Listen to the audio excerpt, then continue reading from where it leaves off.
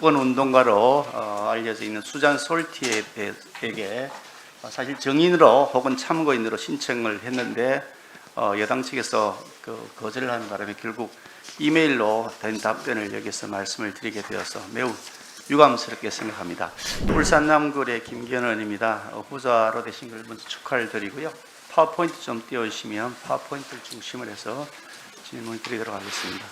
이번 청문회를 준비하면서 대북 인권 운동가로 알려져 있는 수잔 솔티에게 사실 정인으로 혹은 참고인으로 신청을 했는데 여당 측에서 거절을 하는 바람에 결국 이메일로 된 답변을 여기서 말씀을 드리게 되어서 매우 유감스럽게 생각합니다. 2000년도 6월에 우리 후보자께서 주제로 열렸던 NSC의 대북 전단 살포 행위와 관련해서 질문했더니 이런 답변이 왔습니다. 한국의 전 정권, 그러니까 문재인 정권 이전 정권이겠죠. 에서는 대북 정보 유입이라는 중요한 가치를 바탕으로 대북 전단 살포가 이루어졌다. 그러니까 대북 정보 유입이 매우 중요한 가치라고 판단했다는 거죠. 하지만 최근 대북 전단 살포가 논란이 된 것은 김여정의 여부가 있었다. 그리고 김정은이 권력을 유지하는 방법의 하나로서 북한 주민들을 외부로부터 그 어떤 정보 습득도 하지 못하고 차단하고 고립시키기 위한 것이다 라고 하면서 여기에서 비극은 대한민국 국회가 북한으로의 정보 유입을 중단하는 법을 통과시켰다는 사실 자체를 넘어서 김정은 체제의 이익을 주기 위한 조치를 취했다. 이렇게 아주 적나라하게 평가를 해놓았습니다. 또 이어서 그 다음 화면을 보면 유엔 인권, 유엔에서의 북한 인권 결의안 채택에 대해서 계속 불참하고 있는 소극적으로 입장이 전환된 것 관련해서 물어봤더니 대한민국은 유엔 내에서 김정은 체제가 매일 전방위적으로 자행되고 있는 인권 유린 행태 및 범죄 행위에 대해 지속적으로 주의와 집중을 환기시키는 리더로서의 역할을 해야 된다. 그러니까 주도적 역할을 할 책임이 대한민국 정부에 있다는 뜻이죠. 이어서 북한 주민들의 권리를 옹호하고 정진하기 위한 도의적 책임 그리고 헌법적 책임을 진 국가는 전 세계에 대한민국 하나밖에 없다. 북한 주민들의 권리를 옹호하고 정진하는데 가장 헌법적 책임, 도의적 책임을 진 나라는 대한민국 하나밖에 없다. 이런 뜻이죠. 그런데 문재인 정부와 김정은의 잔혹 행위를 눈앞에 두고서 침묵을 유지한 것은 한국의 매우 어두운 역사 중 하나로 기억될 것이다. 일어났습니다. 그 다음 화면을 보시면 외교부 장관으로서 이제 후보자가 취해야 될 우선의 정책이 뭔지 물었더니 몇 가지를 제시했는데 그 중에 하나가 이렇게 되어 있습니다. 김정은이 북한 주민들에게 자행하는 일들에 대해 대한민국 정부가 우려를 표명하지 않는다면 결국 우리 대한민국 정부는 김정은의 적이고 김정은이가 북한 주민을 보호하고 있다라고 하는 김정은의 거짓말, 김정은의 그 홍보 거짓말을 돕는 꼴이 된다. 문재인 정권은 정보 유입을 막는 것이 아니라 오히려 더 확대하기 위해서 북한과 대한민국의 인권 NGO들을 지원해야 한다. 그들이 다양한 공로, 수로, 육로 등으로 대북 정보 유입을 최대화시킬 수 있도록 지원해야 된다라는 입장을 밝혔습니다.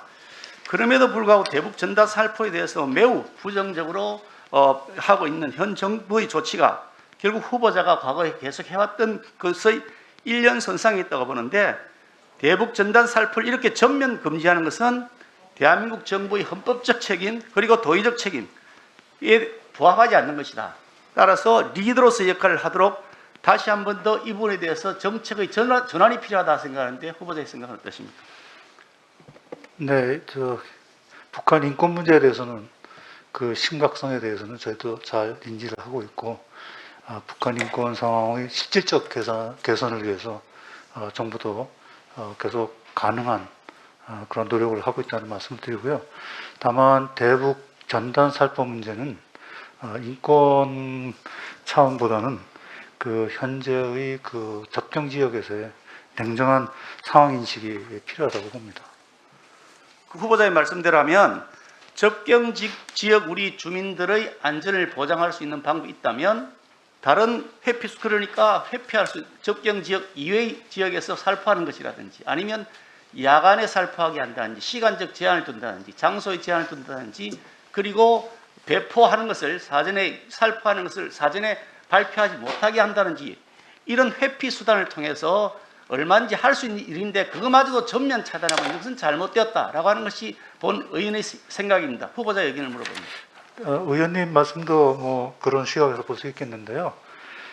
사실은 대북 전단 살포 문제는 남북 정상이 상호 적대 행위를 금지하는 첫 번째 조치로서 접경 지역에서의 이런 그 선전을 서로 금지하기로 약속을 했습니다. 판문점 선언에 거기 전단 살포도 포함이 돼 있었습니다. 그래서 이거는 좀 별개의 문제라고 보고요. 잘 아시는 것처럼 2016년도 알겠습니다. 계속 하겠다 이런 말씀인데 시간 관계상 전혀 의견을 바꿀 생각이 없다는 것인데 결국은 대한민국이 인권 반인권 국가가 될 것이다 라고 하는 우려를 금할 수가 없다는 말씀드리고요. 마지막 질문을 드리겠습니다. 그 국제사회에 있어서 북한의 비핵화 의지가 없다는 것은 이미 거의 공인된 것이라고 보여지는 상황입니다. 쿠웨이트 주재에 북한 대사 대리하던 유현우 씨가 최근에 언론 인터뷰한 것에 의하면 김정은은 비핵화할 수가 없다. 북한의 핵 능력은 체제의 안정과 직접적으로 연결된다. 라고 이렇게 막 공개적으로 이미 선언을 했고 미국의 외교협회 그 스테어즈 센터장의 발언도 북한의 그 북핵은 압도적인 1등의 위협이다. 전 세계적으로 미국에 대해서는 얘기겠지만요.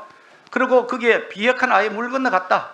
북한의 핵 포기가 불가능하다. 핵 포기는 없다는 것이 워싱턴의 컨센서스가 되었다라고 이렇게 노골적으로 이제 선언을 하고 있는 마당입니다.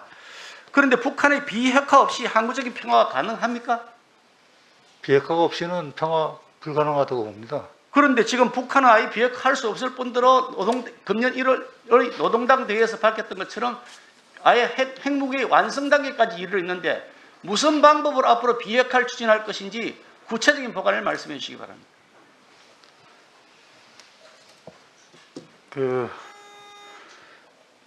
글쎄 말씀이 길어질 것 같아서요. 간단히 말씀드리면 한반도 비핵화 과정에 대한 비관론자들이 있다는 걸 압니다. 그러나 문재인 정부 들어서서 남북 정상회담을 열고 그 과정에서 북측의 비핵화 의지를 확인을 했고 또 우리의 그러한 평가를 미국도 공감을 했기 때문에 북미 간에도 비핵화 협상이 시작됐는데 오전 회의에서도 제가 말씀드렸습니다만 안타깝게도 하노이에서 상당히 그 첫 번째의 단계에 대한 합의가 가능했는데 그게 이루어지지 못했습니다. 그 이후에 비핵화 이 협상 과정이 좀 중지되어 있는데 이거는 언제든지 저희가 볼 때는 다시 재개할 수 있는 그 가능성이 충분히 있다고 봅니다.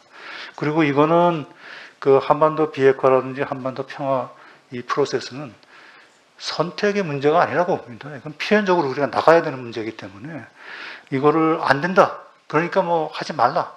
이런 거는 저는 동의할 수 없다고 봅니다. 그래서 하여간 가능성을 가지고 우리가 끝까지 포기하지 말고 이 비핵화를 통해서 한반도 평화를 정착시키고 우리 국민들이 제가 오전에 말했던 것처럼 한반도에서의 평화가 일상화되는 그러한 환경을 만들어야 된다고 그렇게 생각합니다. 수고했습니다. 이상으로 1차 질의를 마쳤는데요. 저도 청문위원회